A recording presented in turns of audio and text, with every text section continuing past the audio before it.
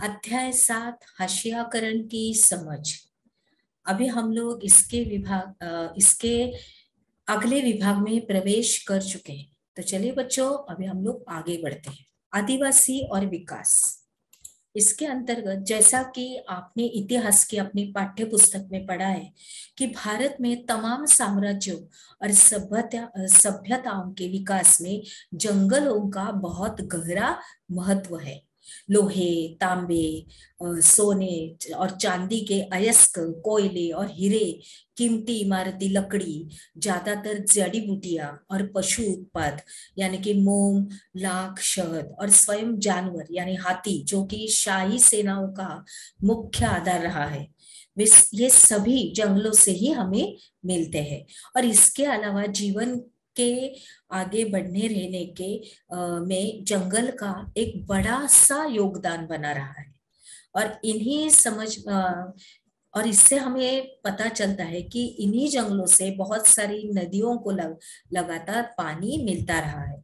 और अब समझ में आ रहा है कि ये जंगल हमारी हवा और पानी की उपलब्धता और गुणवत्ता को भी गहरे तौर पर प्रभावित करते हैं। 19वीं सदी के आखिर तक हमारे देश का एक बड़ा हिस्सा जंगलों से ढका हुआ था और कम से कम 19वीं सदी के मध्य तक तो इन विशाल भूखंडों का आदिवासियों के साथ जबरदस्त ज्ञान था। अभी इन इलाकों में उनकी गहरी पैठ थी। उनका जंगलों पर पूरा नियंत्रण भी था और इसलिए आदिवासी समुदाय बड़ी बड़ी रियासतों और रजवाड़ों के अधीन नहीं रहे, बल्कि बहुत सारे राज्य वन संसाधनों के आदिवासियों पर निर्भर रहते थे। आगे बढ़ते हैं। यह तस्वीर आदिवासियों की प्रचलित छवि से बिल्कुल अलग है। आज उन्हें हशियाई और शक्तिहीन समुदाय के रूप में देखा जाता है। औपनिवेशिक शासन से पहले आदिवासी समुदाय शिकार और चीजें ऐसे बिनकर उनकी पूरी तरह से आजीविका चलाते थे और वे एक जगह ठहर कर कम रहते थे। वे स्थानांतरित खेती के साथ साथ लंबे समय तक एक स्थान पर भी खेती करते थे। उसके आगे हम लोग देखते हैं कि हालांकि ये परंपराएं अभी भी कायम है, लेकिन पिछले 200 सालों में आए आर्थिक बदलावों, वन नीतियों और राज्यों और निजी उद्योगों के राजनीतिक दबाव की वजह से इन लोगों को बागानों, निर्माण स्थलों, उद्योगों और घरों में नौकरी करने के लिए ढकेला जा रहा है। इतिहास में पहली बार ऐसा हो रहा है कि आज उनका वन क्षेत्रों पर कोई नियंत्रण नहीं है और न ही उन तक सीधी पहुंची है। अभी आगे देखते हैं बच्चों।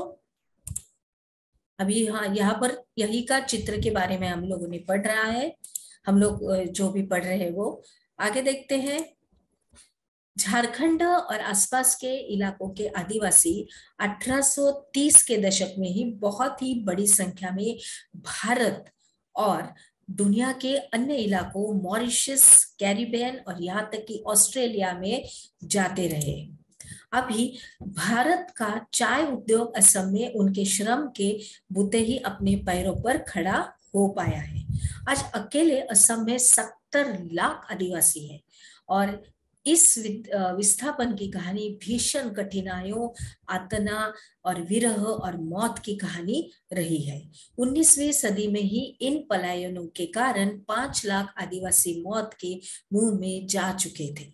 अभी नीचे दिया गया गीत आदिवासियों की आकांक्षाओं और असम में उनके वास्तविक हालत की बानगी पेश करता है। आगे बढ़ते हैं बच्चों।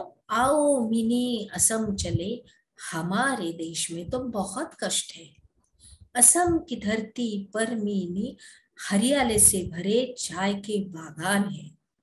सरदार कहता है काम काम, बाबू कहता है उन्हें पकड़ो और इधर लाओ, साहब कहता है मैं तुम्हारी खाल उधेड़ दूंगा। हे जादूगराम, तुमने हमें असम भेजकर बड़ा छल दिया है, छल किया है। स्रोत Basu S, Jharkhand movement, ethnicity, culture and silence. और ये हम लोग यहाँ पर बच्चों कुछ आदिवासियों की हम लोग छाया चित्र देख रहे हैं कि किस तरह से है वो। उड़ीसा, असमी, उड़ीसा, असमी, उड़िया हम लोग बोलते हैं, वहां के भी है ये, चाय के बागान के पास के भी, असम। आगे बढ़ते हैं। हमने क्या सीखा, इसके अंतर्गत आदिवासी और विकास के बारे में लिखिए। यह आपका आज का प्रश्न है इस विभाग का। इसका आप उत्तर आपके नोटबुक में लिखिए। और चलिए अभी हम लोग आगे बढ़ते हैं।